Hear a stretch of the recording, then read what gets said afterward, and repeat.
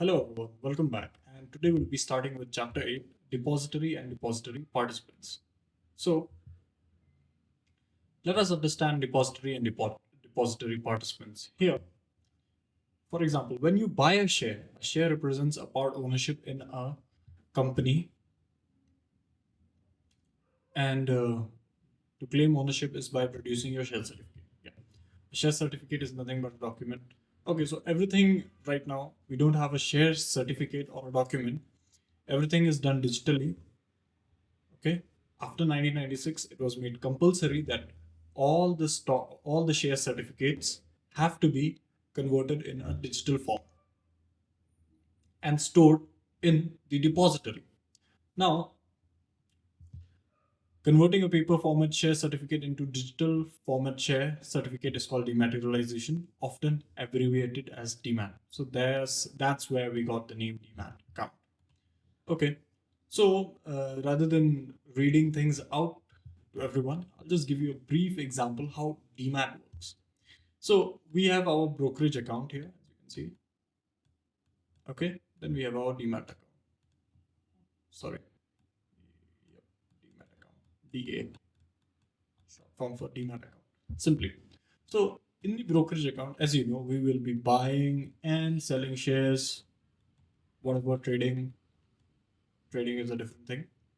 Here, when we are buying or selling any share, for example, just we are buying a share. Okay, XYZ is the name of the share. So the moment we buy it through the brokerage account, what happens to the share? The share goes into the demat account.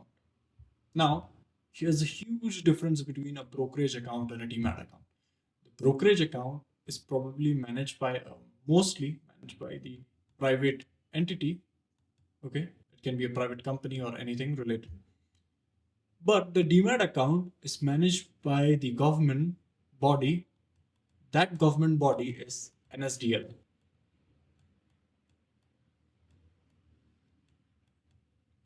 National National Services Depository National Services Depository Limited.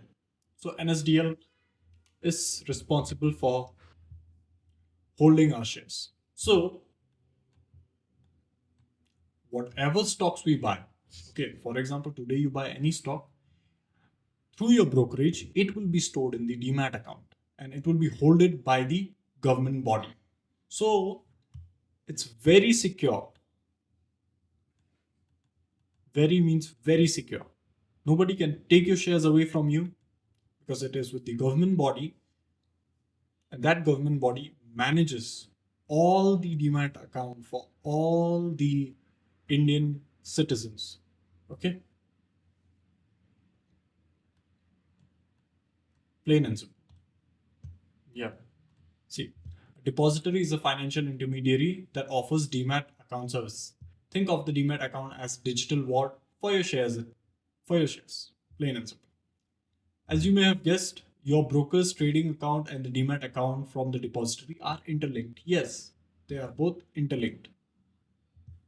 So, for example, your idea is to buy Infosys shares, then all you need to do is open your trading account, look for Infosys prices, and just buy it simply.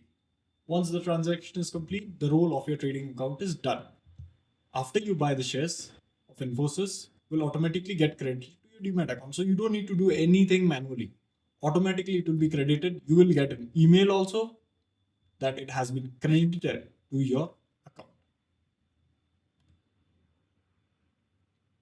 See, at present, only two depositories offer demat account service. See, the National Securities Depository Limited. Sorry, I think I made a mistake in the full form. Okay, yeah, Central Depository and Services. Yeah, I think I made a mistake with securities and services. Don't mind that.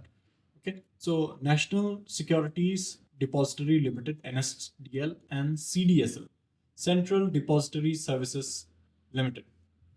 There's virtually no difference between the two. Both operate under strict SEBI regulations. Yes. So both are under strict SEBI surveillance also, and SEBI takes care of everything here. So my friends, here we come to an end of chapter 8, depository and depository participants. If you have any questions, please comment down below and reach out to me. Okay. Thank you, everyone.